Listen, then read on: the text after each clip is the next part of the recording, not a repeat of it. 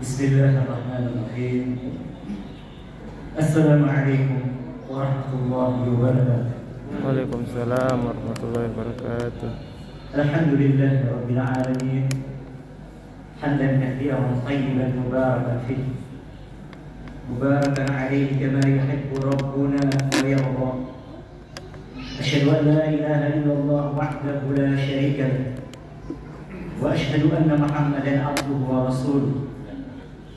Allahumma salli wa sallim wa barik ala nabiyyina Muhammadin wa ala alihi wa ashabihi wa sallama tasliman katsiran, amma ba'd.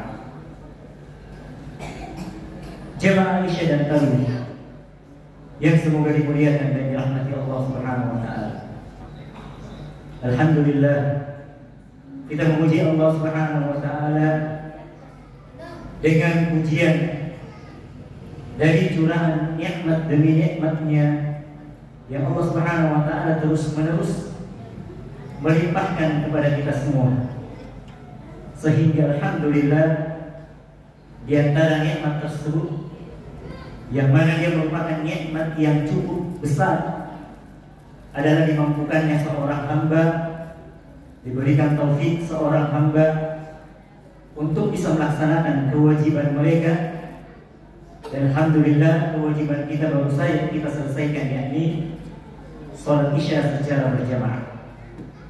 Kemudian salawat dan salam senantiasa tercurahkan kepada Nabi Allah Muhammad sallallahu alaihi wa ala alihi wasallam, yang mana jamaah sekalian, apabila kita senantiasa konsisten istiqamah di atas agama kita, di atas jalan yang lurus yang Allah Subhanahu wa taala bentangkan, maka insya Allah kita betul-betul menjadi umat Islam, umatnya Rasulullah yang pasti akan dijanjikan surganya kelak, sebagaimana datang dalam hadis yang terkenal, hadis dari sahabat Abu Hurairah radhiyallahu taala anhu, di mana beliau mengatakan, sami'tu Rasulullah sallallahu alaihi wasallam yaqul, aku telah mendengarkan Rasulullah sallallahu alaihi wasallam bersabda,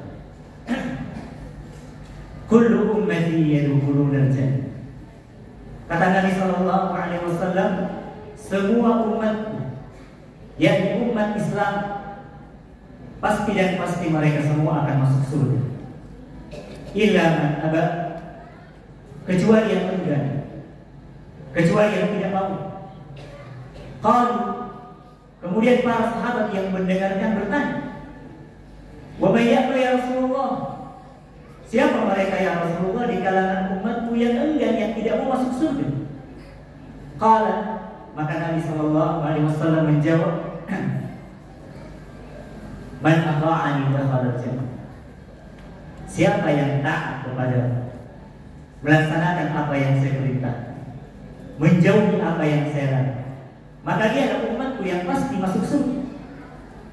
Wa man asani faqad aba, sebaliknya siapa yang durhaka kepadamu, tidak mengerjakan perintah-perintah, bahkan mengerjakan berbagai larangan-larangan, maka dia adalah umatku ini yang sebenarnya yang tidak mau masuk surga, yang enggan. Hadis ini jemaah sekalian diriwayatkan oleh Imam Al-Bukhari di dalam kitab Sahih. Jemaah Isya dan Tarawih yang semoga dimuliakan dan dirahmati Allah Subhanahu wa taala, tidak terasa hari demi hari, malam berganti malam, di mana kita sudah berada pada malam ke-23 atau ke-22. Ada yang sudah pada malam ke-23, ada yang masih pada malam ke-22. Jemaah sekalian yang semoga dimuliakan dan dirahmati Allah Subhanahu wa taala, sebelum berlalu Ramadan, mungkin ada satu mutiara yang sangat agung yang tidak patut untuk dilewatkan. Mutiara itu jemaah sekalian yang dimuliakan dan dirahmati Allah Subhanahu wa taala, terkait wahyu yang pertama kali yang Allah Subhanahu wa taala turunkan kepada Rasulullah Muhammad sallallahu alaihi wasallam, di mana ini dalam kaitannya dengan bulan Ramadan Di mana memang bulan Ramadan yang kita ketahui adalah bulan yang Allah turunkan Al-Quran padanya. Jadi dari awal ayat Al-Quran sampai ayat yang terakhir diturunkan pada bulan suci Ramadan. Ya, waktunya berbeda-beda.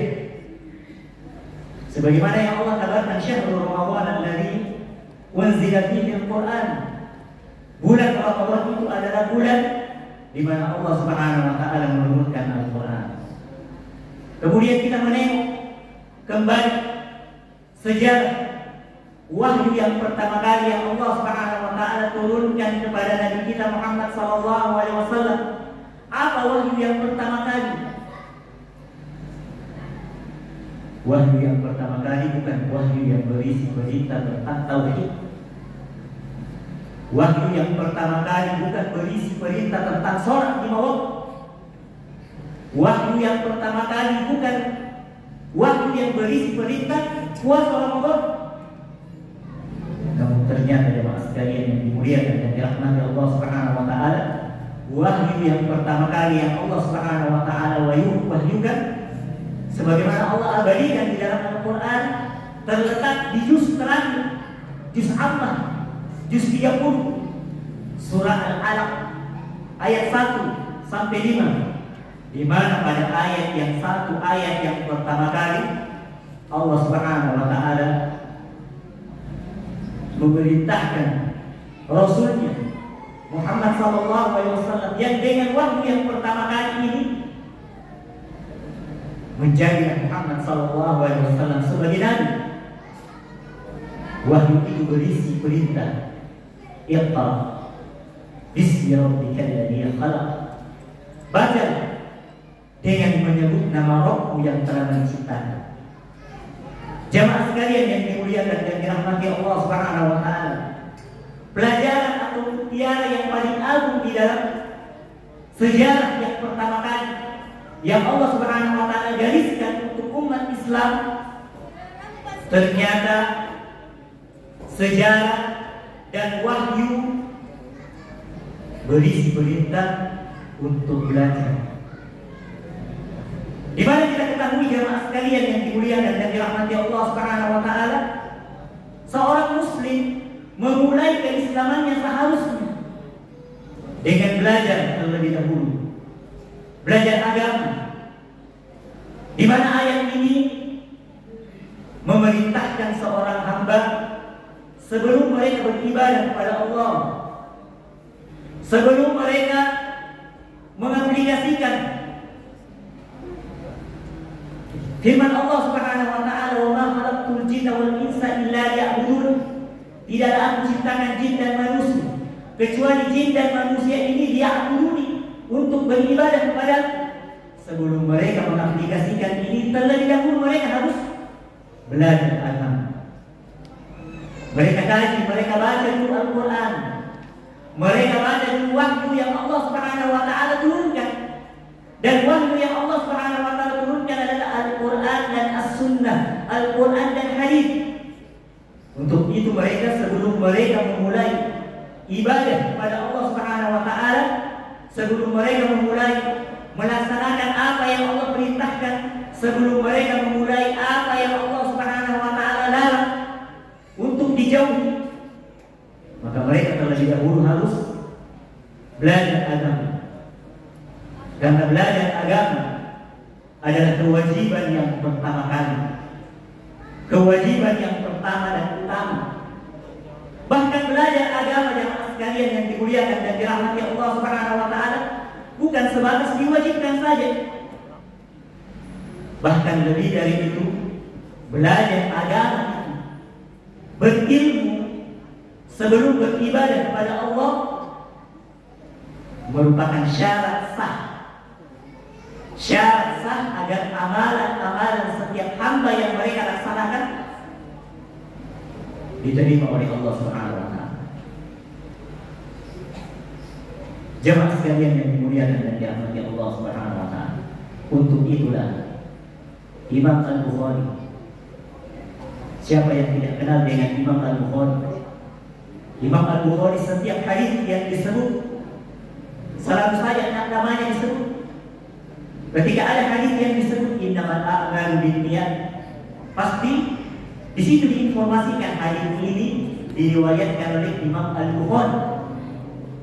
Ketika kita mendengarkan hadis sallu kama ra'aitumuni usalli, salatlah kalian semuanya sebagaimana kalian melihat saya salat.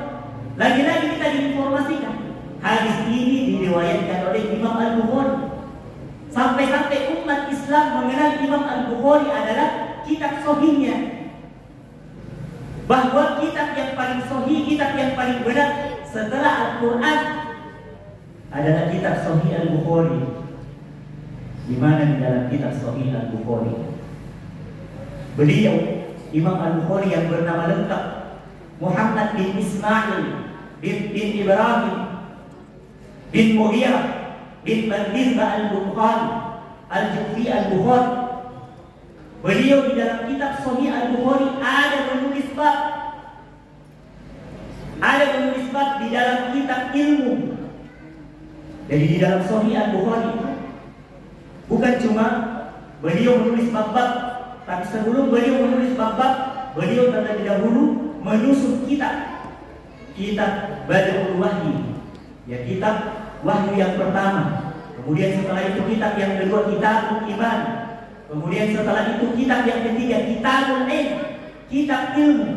Di dalam kitab ilmu ini tercantum beberapa bab yang disebutkan oleh Imam Al-Bukhari. Di antara bab yang disebutkan oleh Imam Al-Bukhari di dalam kitab ilmu adalah bab al-ilmu qabla al-qawli wal amal.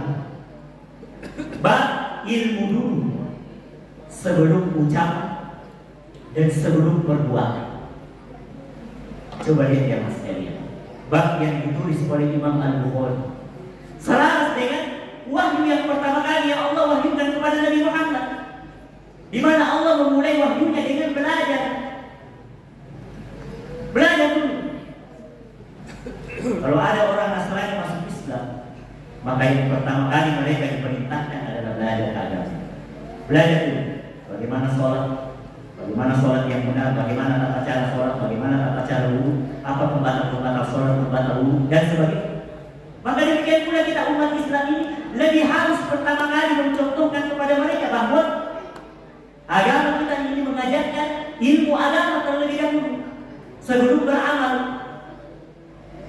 Bagus sekali bab yang ditulis oleh Imam Al-Bukhari, ilmu dulu sebelum ucapan dan sebelum perbuatan. Seakan-akan Imam Al-Bukhari ingin menjelaskan kepada kita setiap ucapan yang engkau ingin ucapkan, setiap pembicaraan yang ingin engkau bicarakan, setiap perbuatan yang ingin kamu lakukan, apapun itu, baik itu perkara keduniaan, terlebih lagi permasalahan agama, jangan diucapkan, jangan dilakukan sebelum kamu punya ilmunya. Makanya di dalam surah Al-Isra ayat 36, di situ Allah Subhanahu wa taala mengingatkan wala taqfu ma laysa laka bihi ilm. Allah mengatakan dan janganlah kamu mengikuti apa yang kamu tidak punya ilmu tentangnya. Coba lagi-lagi kita diingatkan di dalam surah Al-Isra, surah yang sangat jauh, bukan surah awal. Dan jangan kamu mengikuti wala taqfu. Di situ wala taqfu, para ulama ada menyebutkan dua makna. Makna yang pertama itu tadi wala taqfu, dan jangan kamu mengikuti. Kita ini manusia cenderung suka mengikuti. Kita ini manusia pada umumnya cenderung suka mengikuti. Apa saja ada yang baru yang kita lihat, kita mengikuti. Kita ini manusia dari kecil, jangankan dari kecil sampai besar pun selalu ikut. Apa yang bagus dilihat, bahkan yang jelek pun diikuti. Makanya makna yang pertama ini coba wala taqfu, dan janganlah kamu mengikuti. Kemudian makna yang kedua yang disebutkan oleh ulama wala taqfu ma laysa laka bihi ilm, artinya dan janganlah kamu mengatakan apa yang kamu tidak punya ilmu tentangnya. Sudah cocok dengan bab yang disebutkan oleh Imam Al-Bukhari. Jangan kamu mengikuti, artinya jangan kamu berbuat. Jangan kamu mengatakan, artinya jangan kamu berbicara. Sebelum kamu punya ilmu apa yang ingin kamu katakan dan apa yang ingin kamu lakukan. Mengapa? Mengapa kalau kita berbicara? Mengapa kalau kita berbicara lantas kita tidak punya ilmu? Mengapa kalau kita berbuat lantas kita tidak punya ilmu? Apa bahayanya? Allah Subhanahu wa taala mengatakan, "Innas sam'a wal basara wal fu'ad kullu ulaika kana 'anhu mas'ula." Sesungguhnya pendengaran, penglihatan dan hati semua itu kelak akan dimintai pertanggungjawaban. Jadi setiap ucapan yang kita ucapkan, setiap perbuatan yang kita perbuat, semuanya dicatat, semuanya akan dimintai pertanggungjawaban. Makanya Allah di dalam Al-Quran berkaitan dengan lisan, Allah ingatkan, "Ma yalfidhu min qawlin illa ladayhi raqibun 'atid." Tidak ada suatu ucapan pun, tidak ada suatu ucapan, artinya ucapan apa saja, pembicaraan apa saja, melainkan di dekat kita ini selalu ada malaikat yang selalu mengawasi apa yang kita bicarakan. Bahkan mengeluh saja, mengeluh, sedikit dicatat. Makanya ada ulama salaf terdahulu, mereka berhati-hati untuk mengeluh. Dia berusaha sekuat mungkin untuk menahan setiap ada rasa sakit, karena takut jangan sampai rasa sakit yang ditimbulkan dari salah satu anggota tubuhnya dia mengeluh, dicatat sebagai dosa. Ini ulama terdahulu saking berhati-hati. Ini menunjukkan kepada kita jemaah sekalian pentingnya ilmu agama, dan hendaknya setiap kita selalu menimbang perbuatan kita, ucapan kita dengan ilmu, karena standar kebenaran itu ada pada ilmu. Bagaimana kita bisa mengetahui ini perintah Allah? Bagaimana kita bisa mengetahui ini larangan Allah? Bagaimana kita bisa mengetahui ini petunjuk Allah? Sementara kita hidup di akhir zaman. Kita hidup di akhir zaman, di mana di akhir zaman ini banyak kebatilan, banyak kesesatan dibungkus dengan indah, seakan-akan dia itu kebenaran. Bagaimana kita bisa mengetahui itu benar, itu salah, kalau kita tidak punya ilmu? Maka jamaah sekalian yang dimuliakan dan dirahmati Allah Subhanahu wa taala, mutiara terindah bulan Ramadan yang hendaknya kita tidak lewatkan adalah bagaimana seorang muslim memahami, merenungi bahwa dengan hadirnya bulan Ramadan ini menandakan, mengingatkan kita akan kewajiban kita untuk belajar agama. Karena dengan belajar agama, seorang muslim akan bisa mengetahui mana yang benar, mana yang salah. Al-Quran itu sebagaimana di dalam surah Al-Baqarah, "Syahrul Ramadan alladzi unzila fihi al-Quran hudan lin-nasi wa bayyinatin minal huda wal furqan." Al-Quran itu berfungsi sebagai Al-Furqan, membedakan yang baik, yang benar dengan yang salah. Bagaimana kita bisa mampu membedakan ini benar, ini salah, kalau kita tidak belajar? Maka dari itu jamaah sekalian yang dimuliakan dan dirahmati Allah Subhanahu wa taala, belajar agama bagi setiap muslim adalah kewajiban, tidak terbatas umurnya. Belajar agama sampai mati. Kita tidak katakan belajar agama itu selesai kuliah orang selesai.